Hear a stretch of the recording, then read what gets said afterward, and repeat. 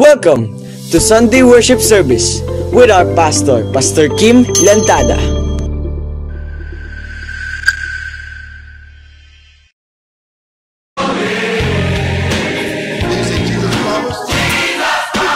I would like to acknowledge the authority given by our pastors to preach the gospel or to share the word today sa bawat isa po sa atin. Purihin po ang Panginoon. They are still in Korea. Sila po ay babalik mga May 16, if I'm not mistaken. Sila po ngayon ay nagagamit ng Panginoon doon to bless the churches in Korea. And hopefully, prayerfully, tayo din po ay mabless yung church po natin doon because they are also showing ito pong ating church building project doon po sa mga kapatiran natin doon sa Korea. Hindi ko po alam paano sila nagkakaintindihan, but I do believe yung Holy Spirit ang nangungusap. Amen? Sa puso, sa puso. Puso sa puso ang usapan. So, let us continue to pray for a fruitful and blessed journey para sa ating mga pastors sa Korea. Amen? Are you excited for the word today? Amen. Purihin ang Panginoon para po hindi ako masyadong kabahan. Let us be excited, expectant, because God will empower us today. Amen. Sino po dito ang mga Christians? Amen. Alam niyo po ba na ang mga Christians ay tinatawag na disciples? Amen? Sabi nga po natin Christians, disciples. Isa lang po yun, ha? Hindi Christian ako, disciple ka, Christian ka, disciple ako. Hindi po ganon. Iisa lang po ang Christian at disciple. Pero kung makikita po natin in our lives, bagamat tayo ay nakakilala na sa Panginoon, meron pa ding mga buhay na hindi maayos. Amen. Meron pa ding buhay na dumadaan sa mga pagsubok, problema, kaguluhan, and even karamdaman. Maraming nagtatanong, lalo na yung mga hindi pa nakakakilala sa Panginoon, di ba Christian yan? Ba't ganyan ang buhay niyan? Di ba Kristiyano na yan? Bakit hindi pinagaling ng Panginoon yan? So, kahit matagal na Kristiyano na, marami pa rin din sa atin na ang mismong pamumuhay natin ay hindi nagiging mabuting halimbawa sa iba. Maraming Kristiyano ngayon na hindi rin nakakapagbahagi patungkol ng buhay nila sa Panginoong Jesus. Hindi nakakapanghikayat. And sad to say, brothers and sisters, there are churches na hindi pa rin lumalago. For how many years? Walang paglago. Hindi pa rin dumadami. At nagkakaloon din ng relational problems. Mga kapatiran, mga leaders. So bakit nangyayari ito kung tayo ay mga Kristiyano na, kung tayo ay mga disciples na? Alam niyo po, we are blessed because we are included in a denomination or church na kung saan malinaw yung inilalatag na vision and mission and core values. You know, an organization, may it be a company, a school, a church, without a clear vision and mission, chaos po yan. Magulo, labo-labo. But in Door of Faith Christian Church International, which is our denomination, malinaw po yung ating vision, mission, and core values. At bilang tayo ay DFCC Ions. Sino po dito mga DFCC Ions? Amen. We have to be proud of that. Tayo po ay merong malinaw na vision, mission, and core values. Pwede po bang pakirecite natin yung vision natin? So what is our vision? It's united to plant churches nationwide and beyond. What is our mission? Proclaim the gospel and multiply disciples. And what is our core values? Yung pong initials ng DFCCI. Letter D. Letter F. Family-oriented. Letter C. Letter C. And letter I, influential ministry. So sabi nga po dapat daw kabisado dahil pagbalik po ng ating mga pastor, baka po sila ay magpapremyo sa mga makakakabisado nito. Pero wag niyo po kaming sisingilin dahil hindi po nila alam na bibigyan silang premyo. So pag nakasalubong kayo ng mga pastor natin, make sure kabisado niyo po yan. It has to be written in our hearts, hindi lang po dito. Okay? So sa araw pong ito, pag-uusapan po natin ang patungkol sa pagiging Kristiyano ay disipulo ng Panginoon. Ang bawat Kristiyano ay disciple ng Panginoon. That's why our very first topic for this series is letter D, disciple making. Sabi ko po kanina, pag sinabing Christian, disciple ka. As simple as that. You cannot separate yourself from being a disciple kasi gusto mo Christian ka lang. Eh kapatid, wala ngang pinagkaiba. A Christian and a disciple, it's just one.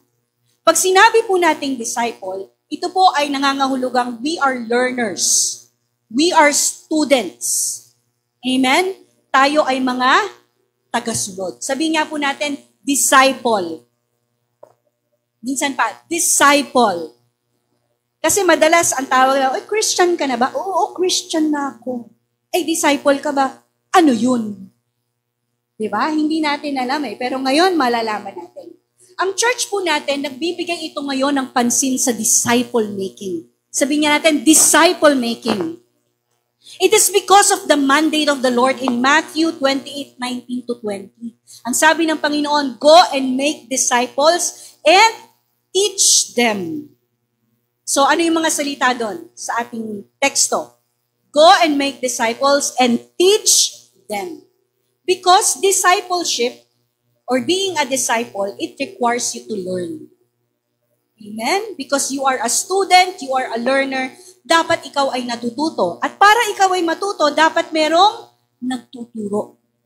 Amen? Kaya hindi lang basta go and make disciples, kasama din dyan yung teach them to obey everything I have commanded you. Sangkap ang teaching and learning sa discipleship. Hindi pwede na Christian ka pero hindi ka disciple kasi hindi nga po magkaiba yan. Pag sinabing Christian ka, disciple ka. Kaya sabihin mo sa kalapit mo, disciple ka. So kailangan maturuan ka kasi nga it involves learning. It involves teaching. So kailangan maturuan ka. Kaya sa church natin, mayroon tayong tinatawag na discipleship. Alam niyo po kung ano ang tawag sa mga Kristiyanong hindi nagpapadisciple or ayaw tawagin siyang disciple. Ito po daw yung mga Kristiyano na sa pangalan lang o sa katawagan lang na tinatawag na Christian. Sino po dito ang pangalan ay Christian? Meron ba? Yung kapatid ko ang pangalan nun Christian. So parang tinawag ka lang na, uy, Christian. Pero sa title lang. Being a Christian is not a title. Amen? Being a disciple, it's not a position. Sila lang yan. Sila yung laging nakikita, sila yung mga leaders, sila disciple. Basta ako, okay na ako dito. Christian. Wrong. When you accepted the Lord Jesus as your Savior, and Lord, Panginoon at sariling tagapagligtas sa pamamagitan ng pagsisisi ng kasalanan at pagtanggap ng may pananampalataya sa Panginoong Yesus, automatically ikaw ay isa ng disipulo ni Jesus. Do you know that the word Christian means follower of Christ? At dahil follower ka ni Jesus, tagasunod ka ni Jesus, ikaw ay disipulo ni Jesus. When we receive the Lord, we become His disciples. So hindi natin pwedeng ialis sa ating buhay Kristiyano ang pagiging disipulo. Just like what I said, ang pagiging disciple, it's not about the title. It's not about your position or your status. To be a disciple, it means it's a lifelong journey. Amen? Ito ay paglalakbay. Ito ay pamumuhay. Sabihin nga natin, pamumuhay. Ang maling notion, pagtungkol sa pagiging Christian, pag tumanggap sa Panginoong Yesus, we are saved, seated, and satisfied. Period. Pero hindi natin alam, Christianity is not about that, brothers and sisters. Praise God for the salvation. Pero hindi doon natatapos yun. Praise God, we have Sunday services. You are being blessed every praise and worship. You are being blessed when someone speaks the word of God. Pag nagbahagi na ang ating pastor, wow, ang ganda ng mensahe. Tapos ikaw ay uupo, uuwi. Sa susunod na linggo, gano'n na naman. Sa susunod na linggo, gano'n na naman. Sa susunod na linggo, gano'n na naman. Gusto po ba natin maging stagnant? Ayaw, ano? Kasi a Christian life is a happy life. It's a happy journey. Amen? So dapat merong paglalakbay, dapat merong pagbabago. At pag sinabi po nating discipleship, ibig pong sabihin, ito ay pagtatama ng buhay. Sabihin nga po natin, pagtatama. Bakit ba tayo may itinatama? Dahil merong mali. Tignan mo yung kalapit mo. Di ba mali? But originally, brothers and sisters, nung nilikha ng Diyos ang tao, nilikha niya tong walang kasalanan. Perfect. Tama ang lahat. Ang sabi ng Genesis 1:31, pinagmasdan ng Diyos ang lahat niyang ginawa at lubos siyang nasiyahan. Mantakin mo, nung likhain pala ng Diyos ang tao, lubos na masaya ang Diyos. Wow! Naging lubos ka na bang masaya sa buhay mo? How much more ang Diyos, pag lubos na naging masaya. Wow! So, in Genesis 1:27, sinabi din dito, God created man in His own image. And from the very beginning, ang tao, walang kasalanan yan. In His image and likeness. Perfect. Kaya lang, nagkaroon ng masamang balita. At ang masamang balita, ang tao na nilikha ng Diyos ay nagkasala. Kaya nagkaroon ng pagkakamali. Ang pagkakamali na yun yung epekto ng kasalanan. Kaya merong kaguluhan, may karamdaman, may mga naghihiwalay, nag-aaway, nasisirang pamilya, napapailalim sa sumpa, at kung ano-ano pang kasamaan. Alam niyo po, we have to break this standard na inilalagay ng tao sa atin na kapag Christian ka, perfect ka. And even in your family or sa mga katabi nyo o sa mga kasama ninyo sa home group, and even in this church, we are all Christians. We are all disciples. And being a Christian, being a disciple, does not mean we are perfect. Amen? Sapagkat ito ay paglalakbay ng buhay. At pag sinabi po nating discipleship, ito ay pagtatama. Minsan pa sabihin po natin, pagtatama. So tayong lahat ngayon, may mali sa atin. Meron po bang perfect dito? Tumayo ang perfect. Wala. Nobody's perfect, even our pastors, even your leaders. Walang perfect. Even your family, there's no perfect family. Even church, there's no perfect church. Kaya nga, ipinapasok po natin yung discipleship dahil merong mali na kailangan po nating itama. Hindi tayo pwedeng manatiling mali. Amen? Yung mga safe, seated, and satisfied, nananatili na lang sila na okay na sa kanila na may mali sa kanila.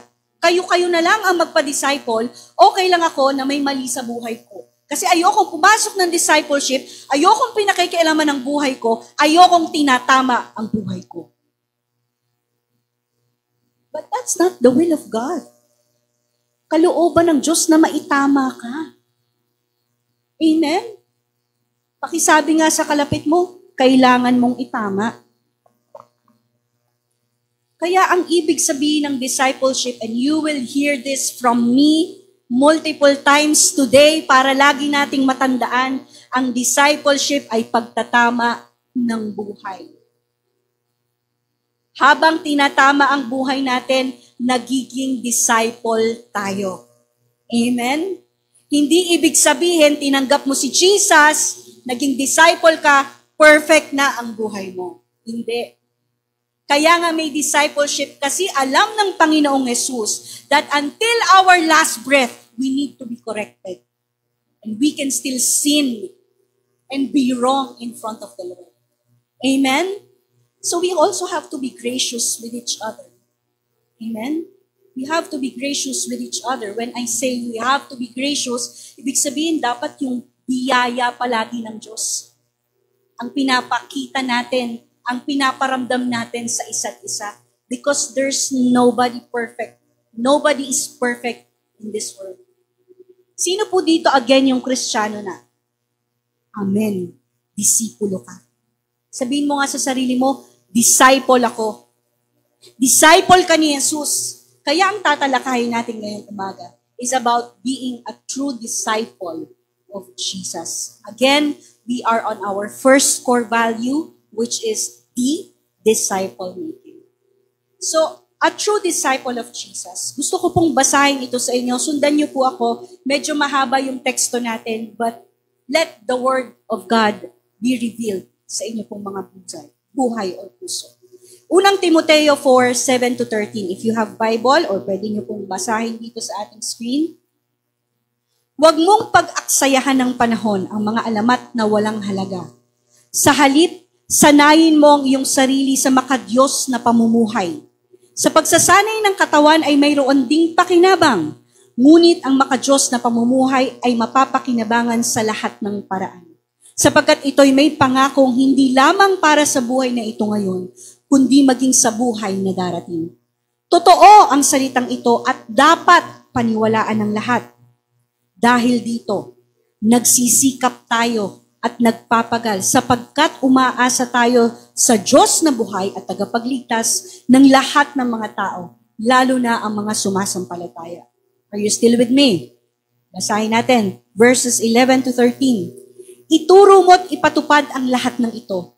Huwag mong hayaang hamaking kaninuman dahil sa iyong kabataan. Sa halip, sikapin mong maging halimbawa sa mga mananampalataya sa iyong pagsasalita, pag-uugali, pag-ibig, pananampalataya at malinis na pamumuhay. Habang wala pa ako riyan, iukol mo ang iyong panahon sa pagbabasa ng kasulatan sa harap ng mga tao, sa pangangaral at sa pagtuturo. This is a letter of Paul to Timothy. Bilin ni Pablo kay Timoteo. So what is a true disciple of Jesus? Based po sa ating binasa, number 1, a true disciple of Jesus exercise godliness. Exercise godliness. Nagsasanay sa kabanalan. Do you still remember that message of our pastor few weeks ago about holiness? Amen? Holiness is not about perfection. It is about living in the will of God, living in righteousness. Ano po ang sabi ng unang Timoteo 4:7-8? Based po sa ating binasa. Huwag mong pag-aksayahan ng panahon ng mga alamat na walang halaga. Huwag daw pag-aksayahan ng panahon ng mga walang halagang bagay. Sa halip, sanayin mo ang iyong sarili sa makadiyos na pamumuhay. Sabi nga po natin, makadiyos na pamumuhay. Ano ba yung makadiyos na pamumuhay? What is godly living? Pinag-aaralan po natin how to become a true disciple of Jesus. And number 1, sabi po natin, dapat tayo ay nagsasanay sa kabanalan. So ano ba yung makadiyos na pamumuhay? Una, nagbabasa ka dapat ng salita ng Diyos. You know what, brothers and sisters? This is very basic. Your devotion. Reading the Word of God. Dahil ang sabi po ng 1 Peter 2:2, gaya ng sanggol, kayo'y manabik sa dalisay na gatas na espiritual upang lumago kayo tungo sa kaligtasan. Kamusta po ang inyong pananabik sa salita ng Diyos? Yesterday, natutuwa po kami doon sa mga binigyan namin ng Bible sa mga barangay sa Operation John 15:16. Ang binigay po naming Bible ay New Testament Tagalog. Manipis, maliit. Pero alam niyo po yung galak na kanilang pinakita nung pong inaabot na namin ng Bible ay ganun na lamang. Nakapag-feeding program na tayo sa kanila. Nakapagbigay na tayo ng laruan sa mga bata. Nakapagbigay na tayo ng bigas o groceries. Pero iba yung ngiti nila nung yung Bible na yung inaabot sa kanila. Amen? Kapatid, kamusta tayo? Kapag nakikita mo yung Bible sa table mo, sa bag mo, or baka meron kang downloaded na Bible sa cellphone mo, kamusta? Parang hindi ka ba mapakali na buksan yan? Basahin yan? Pagbulay-bulayan yan? O dumadaan ng araw na in passing na lang ang salita ng Diyos sa atin? And the Word of God spoke to me through this message Kasi po, ang TV, ang washing machine, even our cellphone, mga gadgets and furniture, or what is it, appliances sa bahay, lahat po yan ay may manual. Amen. Pag binili mo, kasama ang manual. Di ba babasahin mo yan, titignan mo yan, paano ba isaksak, ano ba ang wattage, paano gamitin. Kasi ayaw mong magkamali, baka masira. Pero bakit yung Bible, hindi mo mabuksan kahit ang buhay mo masisira pag hindi mo yun binuksan at binasa? Yung ang mga bagay sa bahay natin na walang buhay, may manual, tayo pa kaya? Hello? We need the manual. And the manual is the Word of God. How much more tayo? Kapatid, hindi ka TV, hindi ka washing machine. Amen? Hindi ka ref. Tao ka. Buhay ka. Nagkakamali ka. Amen? So you need guidance. You need the Word of God. Every Sunday, and even every prayer meeting, lagi nating dinideclare, this is my Bible. Yes, this is your Bible, but what are you doing about this? I was a Christian since teenager. Nakakilala ako sa Panginoon. Pero to be honest, and I humbly accept this, hindi ako naging seryoso sa salita ng Diyos not until last year. And nakita ko yung bunga. Nakita ko yung epekto, yung benepisyo sa buhay ko. Na kapag nagkakamali pa rin naman, meron pa rin kasalanan, pero hindi na nananatili. Bakit? Bound by the Word of God. Amen? Pag ako'y nahihirapan, natatakot, nandun sa kawalan, nakakaramdam pa rin naman ng takot, umiiyak pa rin sa mga problema, pero hindi nananatiling ganon. Bakit? Yung salita ng Diyos ang nagbibigay ng lakas sa akin. So sabi nga ni Pastora Pia, hindi niya ma-imagine ang isang Kristiyano na hindi nagbabasa ng salita ng Diyos pero nakakapagpatuloy. How? Please tell me. Kasi ever since na naranasan ko na talagang ang salita ng Diyos ay buhay, hindi ko na pinakawalan. Ayoko nang pakawalan. Kulang ang araw pag hindi ako nagbasa ng salita ng Diyos. And because discipleship is about correcting the wrongs in our lives, we need a manual. Kasi hindi pwedeng standard natin ang gamitin. Okay na, nakapagbasa ako salita ng Diyos once a week. Okay na. Kapatid, ang sabi ng salita ng Diyos, day and night, you have to meditate the Word of God. Kaya huwag kang magtataka if magulo pa rin ang buhay mo. You have to ask yourself, am I faithful in meditating the Word of God? Pakisabi sa kalapit mo, hindi ka appliances. Kailangan mo ng manual sa buhay mo. So para mamuhay tayo ng maka-Diyos, kailangan din po nating mamuhay sa kalooban ng Diyos.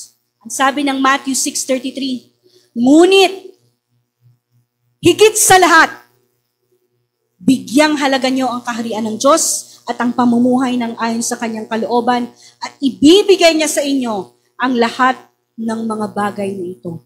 Seek ye first the kingdom of God and His righteousness, and all these things shall be added unto you. May mga lumalapit. Ate Apple, nahihirapan na ako. Ang tindi ng problema namin mag-asawa. Ate Apple, nahihirapan na ako. Ang tindi ng problema sa pamilya, mga pangangailangan. Hindi mo na ako dadalo. Pasensya na, hindi ako makakapunta. Hindi ako makakasuporta. Ang sabi ng salita ng Diyos, and again, wala naman tayong ibang standard kundi ang Word of God. Ang sabi niya, higit sa lahat, bigyang halaga ninyo ang kaharian ng Diyos. at ang lahat ay idadagdag sa inyo. Kaya nagkakaroon ng kakulangan, problema, kaguluhan. Maybe, hindi ko naman po kayo ginajudge, but maybe you have to see yourself through Matthew 6:33. Baka hindi higit sa lahat ang kalooban ng Diyos para sa iyo. Amen. Ang Diyos po ba'y nagkakamali? Tayo ang nagkakamali. So kapag merong may mali, ang unang tingin sa puso. Amen. Hindi natin sisisihin ng Diyos. At dapat po, mas pinahahalagahan natin ang mga bagay patungkol sa Diyos. Colossians 2 verse 6. Dahil tinanggap nyo na si Kristo Jesus bilang Panginoon, mamuhay kayo ng karapat-dapat sa Kanya. Again, karapat-dapat sa Kanya. Meaning the standard is Jesus, not the world. Okay lang yan. I-normalize na natin yung hindi nagbabasa ng salita ng Diyos. I-normalize na natin yung pa-attend-attend, pa-upo-upo. I-normalize na natin yung pwede na. I-normalize na natin yung pag nag-aawitan, wala ka talaga sa focus. Okay lang yan. Wala man nakakita sa akin. Tsaka, ito na ako eh. Okay lang ako sa ganito. Ang daming nino-normalize ng mundo, yun ang nagiging standard mo. Okay lang yan. Marami naman kaming hindi pupunta. Hoy, hindi ka rin ba pupunta sa fun run? Hindi ka susuport? Huwag na tayo sumuport. Okay lang yan, marami naman tayo. Yung bang pag marami na, ibig sabihin standard na yun, ganun ba yun, kapatid? Pag uso, standard yun. Hindi ko magawa yung ginawa ni Arlene kanina eh. Diba yung yung gano'n, yung Asoka challenge ba yun? May pag tinanon mo, iba na yung makeup. Dapat, alam nyo mga kapatid, tayong mga Kristiyano ang nagpapatrending. Amen? Tayong mga Kristiyano ang nagpapanormalize. Normalize every Sunday is a holy day. Kahit sinong dumating, na Poncio Pilato, kahit anong problema ang kinakaharap ko, Sunday is for the Lord. And this I always say to the home group, sa mga kasama ko po, sa cell group, sa home group. Inyo na yung Monday to Saturday. Hinabala ba kayo ng Diyos? Ng Monday to Saturday? Lord, nabala mo na ako ng Tuesday to Sunday. Gusto mo, iyo pa. Di ba hindi naman? Ang hiningi lang sa'yo ng Diyos ay 2 hours. Hindi ba makakapag-intay yung bisita? Hindi ba makakapag-intay ang gala? Pag ba umupo ka dito ng 2 oras, hindi ka na makakakain sa Jollibee. Sa mall. Pag ba 2 hours nandito ka, matatanggal ka sa trabaho. Hallelujah. Dapat tayo nagpapatrend. Yung normalize what is written in the Word of God. At yun ang isinapamumuhay natin. Kasi nga, discipleship. Itatama ang buhay natin. Tinitrain tayo na maging makadiyos ang ating mga buhay. Nagsasanay tayo na makadiyos ang pamumuhay. So, hindi lang exercise godliness. To become a true disciple of Jesus, number 2, we have to exemplify godliness. Exemplify godliness. Ibig sabihin, nagsisilbing mabuting halimbawa. In 1 Timothy chapter 4 verse 12 sa ating pong teksto, listen to this. Huwag mong hayaang hamaking kanino man dahil sa iyong kabataan, sa halip, sikapin mong maging halimbawa sa mga mananampalataya sa iyong pagsasalita, pag-uugali, pag-ibig, pananampalataya at malinis na pamumuhay.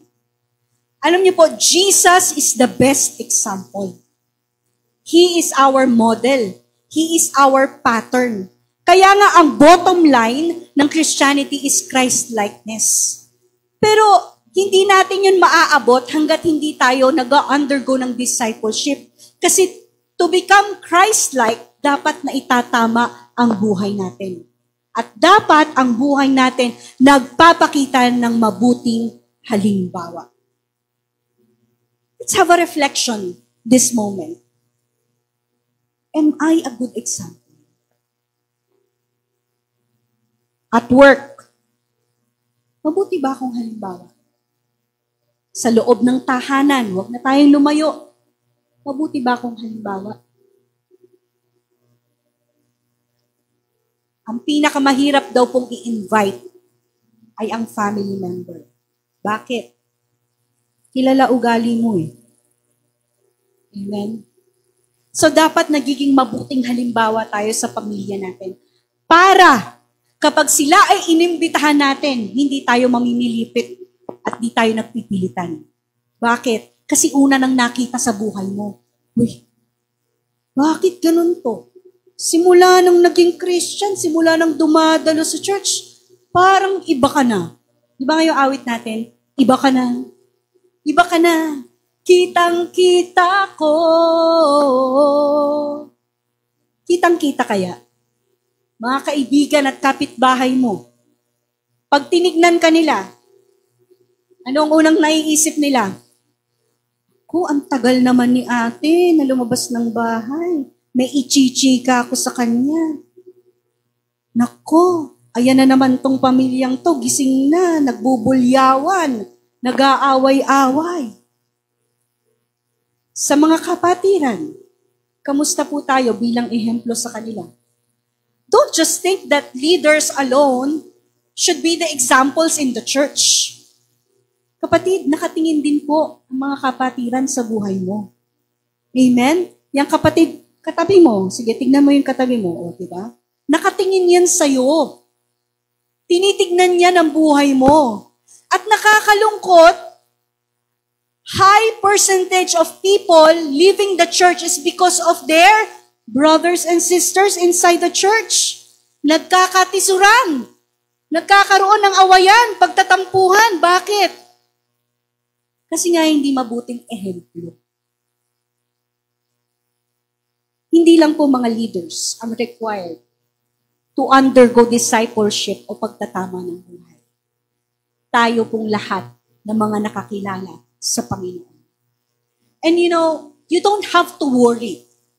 Ano ba naman yung pinipreach ni Ate Apple? Para namang ang hirap gawin yan. No, brothers and sisters. Ang hirap gawin kasi tinitignan mo, you need to be perfect. Mahirap gawin yun at wala pang nakagagawa nun sa church. For how many thousands and billions of years ago hanggang ngayon? Wala pa. Ang maganda lang, the church do not exemplify perfection, but it exemplifies change and progress. Amen. Kaya ang sabi ko sa inyo kanina, dapat mabiyaya tayo sa isa't isa. Pag ako merong naririnig, nalalaman na parang sa church, kasi nga hindi naman perfect, talagang iba-iba ng ugali, di ba? Iba-iba tayo ng pinanggalingan, iba-iba tayo ng upbringing, ibang-iba tayo ng pinagdaraanan. Pag meron ako nadidinig na ganyan, na ganyan, na ganyan, na ganyan, ang una kong naiisip, itinatama pa rin ito ng Panginoon. At ganun din naman ako. Itinatama din ako ng Panginoon. Kaya, madali sa ating magkapatawaran.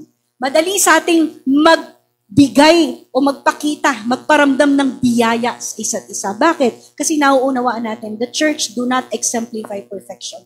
If you want perfection, this is not your place. I'm sorry.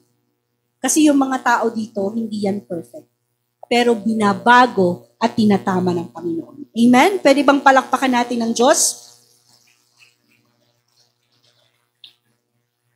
Paano tayo magiging mabuting halimbawa as true disciples of Jesus? Ang sabi sa ating binasa, sa pananalita. How's your? Kamusta ang pananalita mo, kapatid? Mga nanay, lagi pa rin bang pabulyaw, pasigaw, paangil? Mga kabataan, mga tatay, mga mura, mga bad words, dapat hindi na po lumalabas sa ating mga bibig yan. Pagka parang dudulas, bawiin mo agad. Pwede namang bawiin agad eh. Hanggang sa makita mo yung sarili mo, nasasanay na, hindi na ako nakakapagsalita ng bad words. Our tongue has power. Because our tongue, our lips can declare At pag dineclare mo na ito, nadidinig yan ng kaaway, pwede niyang nakawin at gamitin yan laban sa'yo. Paggising sa umaga ng mga nanay, ano ba naman to? Ang kalat-kalat, ang gulo-gulo na nga dito sa bahay. Tapos kayo mga hindi kayo sumusunod sa akin, ano ba ng buhay to? Ayoko na sa pamilyang to. Satan cannot read our minds. So kung may reklamo ka, isipin mo na lang. Tahimik na lang daw. Pero once na nagsalita ka na, ayan na. Diyan nakaabang si Satanas. Yung mga lumalabas sa bibig mo. May sakit ako. Parang malala na to, hindi na talaga ako gagaling. Dineclare mo sa sarili mo na hindi ka gagaling? Instead of declaring that, why don't you declare the word of God? That by His wounds and by His blood, you are healed. Amen. Sa pamilya mo, paggising pa lang sa umaga, purihin ng Panginoon, napakadaming kalat. Ako ay magagamit para maglinis ng aming bahay. Purihin ng Panginoon, ang gugulo ng mga anak ko. Praise God. Ako ay magagamit para disiplinahin ang mga anak ko. Amen? Kasi ako, sa bahay, dominant kasi ang spirit ko eh. So, madalas din, yung salita, hindi na ko control. Pero kapag Kristiyano ka, yung conviction, hindi pwedeng wala yun. Pag ikaw kinonvict na ng Holy Spirit, make sure magsisi ka na. At huwag mo nang ulitin. Try your best not to say it again. Amen? So, ganun lang naman yon mga kapatid. Halimbawa, maging halimbawa sa ating pananalita. Speak life. Speak blessing sa buhay mo at sa mga tao sa paligid mo. Sabi nga kanina ni Ate Arlene, ayoko sanang gamitin kasi hindi naman ako na-o-offend. Pero pag may nakita kang kasama mo, hoy, ano ka ba? Ang taba mo naman ngayon. Pero hindi po ako talaga na-o-offend kasi ever since naman mataba na. So parang nasanay na rin po ako. Pero merong mga tao na kapag sinabihan mo ng gano'n, na-o-offend sila. And meron tayong mga kapatiran dito, ayaw na nilang magpagamit sa Panginoon. Bakit? Napupulaan sila. Taba naman nun. Ayaw nang umawit. Ayaw nang kumanta. And this is a true story. Hindi mo alam ang pinagdadaanan ng mga nakakaharap mo, kaya ingat-ingat sa pananalita. Amen? You have to exemplify godliness through your words. Amen. Kung concern ka sa katabaan niya, di ba? Bigyan mo ng mga oatmeal, gulay. Uy, brother, sister, for you. Pag naging blessing ka pa, kasi yung sasabihin mo, taba mo. Huwag po kayo magalala. Kahit sabihan po ako, hindi naman na po ako na-o-offend. Sanay na po ako. Maganda naman ako, mama, di ba? Mama ko yan eh. Yan. Exemplify godliness sa pag-uugali. Dapat nagiging mabait ka na. Pakitignan nga yung kalapit mo, mabait na ba yan? Maunawain at mapagpatawad. Kasi naunawaan mo bilang disciple na tinatama ng Diyos, pinatatawad lang din ako. So who am I not to forgive others? Amen? Alam niyo, wala namang problema sa pagpapatawad. Lahat naman tayo gusto magpatawad. Sino dito kaya magpatawad? Di ba ang hirap nun? Dala-dala mo dito yun. Pero, walang problema sa pagpapatawad at nauunawaan natin na pinatawad tayo ng Diyos. Ang problema kasi, hindi natin nakikita na tayo ay pinatawad din lang. At patuloy, araw-araw na pinatatawad ng Panginoon. Kapag nakita mo yon, hindi magiging mahirap sa iyo magpatawad sa iba. Mabait ka ba? Yung iba ayaw amin. Be proud! Amen, mabait ako. Declare it, mabait ako. Pagising mo sa umaga, mabait ako. Nakita mo yung asawa mo, mabait ako. Nakita mo wala na kayong pagkain, mabait ako. Merong maniningil ng utang, mabait ako. Hanggang kailan kaya ang kabaitan? Susubukin at susubukin at susubukin. Pero kaya. Hanggang tayo ay disciple na nagpapatama sa Panginoon. Maging mabuting halimbawa sa pananalita, sa pag-uugali, ganon din sa pag-ibig. Kahit sa mga hindi kaibig-ibig at kahit sa mga nakakaaway natin. Amen? Ang daling sabihin, mahalin ang hindi kamahal-mahal. Meron akong patotoo about this.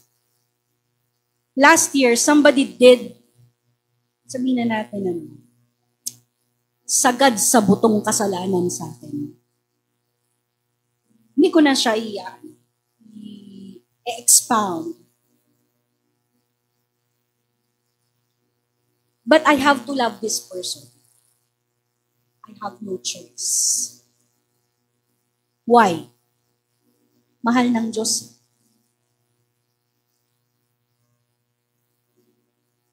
Your husband, your wife, hindi naman laging masaya. Hindi naman laging nakakakilig. Pero laging pinaalala sa akin ng Panginoon. Mahal ng Diyos. Yung mga pinupuntahan namin dun sa barangay, sa totoo lang po, sa init ng panahon. Napakahirap po talagang humayo ngayon. Banda-banda noon, Camila Kuya Noli, yung mga una-una pa nating operation, medyo madali-dali pa kasi wala namang gantong init noon. Pero ngayon, talagang yung init ng panahon, iba yung dinadala sa atin. Mahal ng Diyos Amen? Yung ka-home group mo, na hindi mo kaugali, inis na inis ka. Yung kapamilya mo, na may ginawang pagkakamali sa'yo, hindi mo mapatawad, hindi mo mahalin, lagi mong isipin, mahal ng Diyos Amen? Pinatawad ng Diyos So, sino tayo para hindi magmahal at magpatawad? Pananampalataya. Maging mabuting ehemplo sa pananampalataya. Anumang pagsubok, huwag na tayong sumuko. Huwag na tayong tumigil. Ang lagi kong sinasabi sa kanila, I've been there, I've done that, pero bumalik din ako. Amen? So wag ka nang paurong sulong, pabalik-balik, kasi sa totoo lang napakahirap ng magsimula ulit. It will take a lot of pride na mababagsak para ikaw ay manumbalik ulit, magpakumbaba, magsimula ulit. Ang hirap, lalo na kung ikaw ay lingkod at manggagawa ng Diyos. So wag na tayong sumuko. Kahit anumang problema, kapatid, tuloy ang laban. Tuloy lang tayo because there is discipleship. Anumang mali, anumang hindi tama, kaya ng Diyos itama sa buhay natin yan. At patuloy tayo magkaroon ng malinis na pumumuhay. Huwag na tayong sumang-ayon sa mga maling gawain. Again, our standard is the Word of God, not the world. So ang sabi natin, how to become a true disciple, exercise godliness, pamumuhay na maka-Diyos, exemplify godliness, pagiging halimbawa, at panghuli, exhort godliness. Nagbabahagi ng salita ng Diyos. In verse 13 of our text, habang wala pa ako riyan, iukol mo ang iyong panahon sa pagbabasa ng kasulatan sa harapan ng mga tao, sa pangangaral at sa pagtuturo. Pangangaral, pagtuturo, kayo-kayo na lang. Akala kasi ng iba, yung binabanggit dito, kailangan nasa pulpit ka, kailangan nasa ODB ka, ikaw yung nagsasalita, nagbabahagi, may mikropono. It's not that. Pag sinabi po nating sharing and teaching, ito po yung buhay natin mismo. Ito yung naibabahagi natin sa iba. Kaya hindi mo kailangan maging aral. Hindi mo kailangan maging matalino. Hindi mo kailangan pumasok ng Bible school para makapagbahagi ka sa iba. Because your life is your testimony. Your life is your message to these people. Kung paano ang buhay mo ay patuloy na itinatama through discipleship ng ating Panginoon. Yung mismong patotoo mo. Ano ba yung patotoo? Paano bang magpatotoo? 3 lang yan. Una, Ano yung buhay mo dati? Pangalawa, paano ka nakakilala sa Panginoon? Pangatlo, ano na yung buhay mo ngayon? Sulat nyo yan, tandaan nyo yan. Kasi pwedeng meron kang makakwentuhan or even inside the family, pwede mong ibahagi yan sa kanila. Nahahayag sa buhay natin yung salita ng Diyos. Because the Word of God is alive. Buhay ang salita ng Diyos. Dapat yan po ay nakikita sa ating mga buhay. At dapat tayo po ay nakakapagbahagi sa kanila. Baka naman pag uwi sa bahay, tikom na tikom ang iyong mga bibig. At hindi man lang mabanggit ang Diyos, ang pangalan ng Diyos o ang pangalan ng Panginoong Hesus sa tahanan. Bakit? Ayaw magbahagi. Again, to become a true disciple of Jesus, we have to exercise godliness, exemplify godliness, and exhort godliness. Kamusta po ang pagkakakilala sa Panginoon o ang pagiging disciple ng bawat isa sa atin? Sa church po natin na ito, we are so blessed because there is discipleship. Our church is called to disciple. At hindi titigil ang church na ito hanggang may taong nagpapatama ng buhay sa Diyos. Amen. Because the bottom line is, makapagdala pa rin tayo ng maraming tao sa Panginoon. If you are a Christian, you are a disciple. Because you are a disciple, pasok tayo sa discipleship. At habang may discipleship, may pagsasanay hanggang sa maging makadiyos ang iyong pamumuhay. May trainings po tayo dito. Meron po tayong tinatawag na home group. Bukod sa ating mga pastor na leader natin sa iglesyang ito, meron kayong mga tinatawag na team group leaders na kung saan ginagamit ng Panginoon to also disciple you. Kamusta ang relasyon mo sa leader mo? And this I always tell sa aking mga home group members, hindi ako makakapag-disciple sa inyo kung hindi kayo magbubukas ng buhay ninyo sa akin. Kaya dapat ang relationship ng leader at ng member or disciple ay bukas. Okay nang mapahiya tayo sa isa't isa. Okay nang tama mo ko, pagsabihan mo ko. Bakit? Nagtitiwala ako sa leader ko. That my leader is being used by God to disciple me. Para lang po yung waiting shed. Sino dito po ang nakasilong na sa waiting shed? Amen. Ang waiting shed po ba, kapag mainit o umuulan, nakakita ba kayo ng waiting shed na tumatakbo at hinahabol yung mga tao? Hoy, silong kayo sa akin. Wala, di ba? Ang waiting shed, nag-iintay yan na may sumilong sa kanya. At kapag sumilong ka na dun sa waiting shed, sometimes, papasilong ka, kalahati lang. Babasa ka pa rin, naiinitan ka pa rin. Pero kapag sumilong ka talaga sa waiting shed, di ba? Ulo hanggang paa, labas loob, tuyo ka, hindi ka basa, at hindi ka rin maiinitan. Same thing with your relationship with your leader. Kung ano lang yung ipasilong mo, yun lang ang masisilungan at mapoprotektahan laban sa init at tag-ulan. Nakuha niyo po yung ibig kong sabihin. If until now, hindi ka pa rin ganun ka-open sa home group leader mo o team group leader mo, how much more sa Panginoon Diyos na hindi mo nakikita, nahahawakan, hindi mo palaging nadidinig. So you have to trust your leaders. Kasi yung mga leaders po na yan sa church na ito, dini-disciple din sila. Amen. They are not perfect, pero nasa discipleship. Ibig sabihin, itong leader kong to, pag nagkamali ito, ay, may nagtatama din siya. Amen? So let us trust our leaders.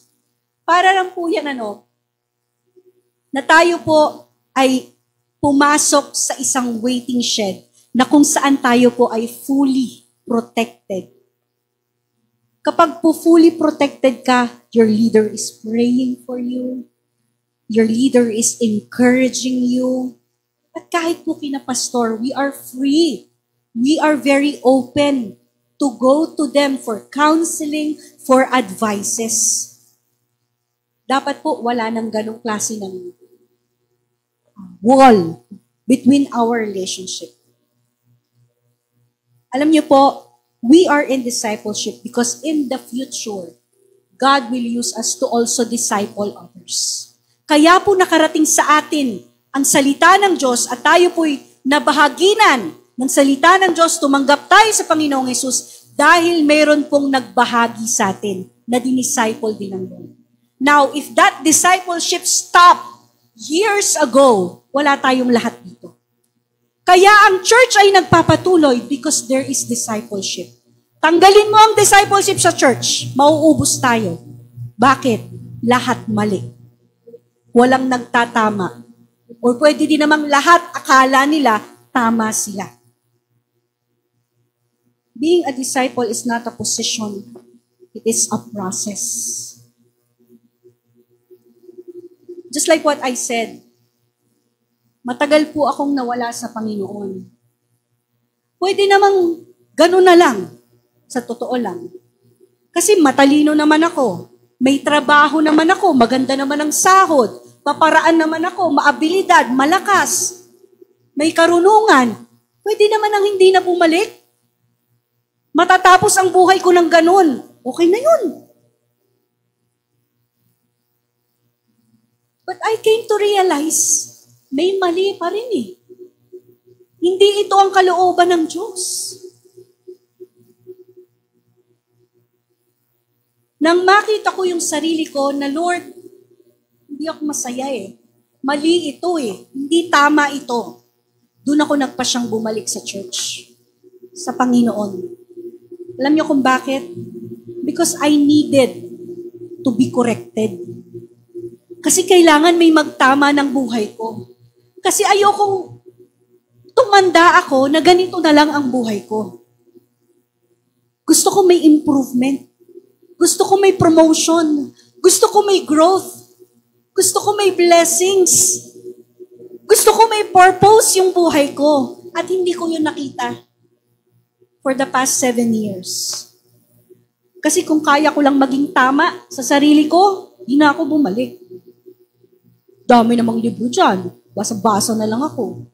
YouTube, dami naman dyan mga nagsasalita. Nood-nood na lang ako. Mga kaibigan ko, matatalino din yon. Kami-kami na lang. But I came back.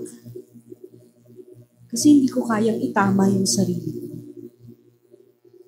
And ever since last year, na bumalik ako sa Panginoon, this church has been instrumental para po manumbalik ako sa Panginoon at itamang muli ang buhay ko. Ang Kristiyanong walang discipleship, huwag kang umasa na maaayos ang buhay mo. Kung gusto mong maayos ang buhay mo, sino ditong gustong maayos ang buhay? Pumasok ka sa discipleship. Magpatama ka. Allow your leaders to guide you. Allow the Word of God to transform you. And maybe 5 years, 10 years, 60 na tayo, 70 na tayo. Praise God. Patuloy pa rin itatama ng Diyos ang buhay natin. Because discipleship is a lifetime. Habang buhay yan, habang nabubuhay. So the question today, brothers and sisters, gising pa po ba kayo? Hindi po yun yung tanong ko. The question is, hindi, are you a disciple? Kasi disciple ka nga. The question is, are you in discipleship? Now you know that you are a disciple.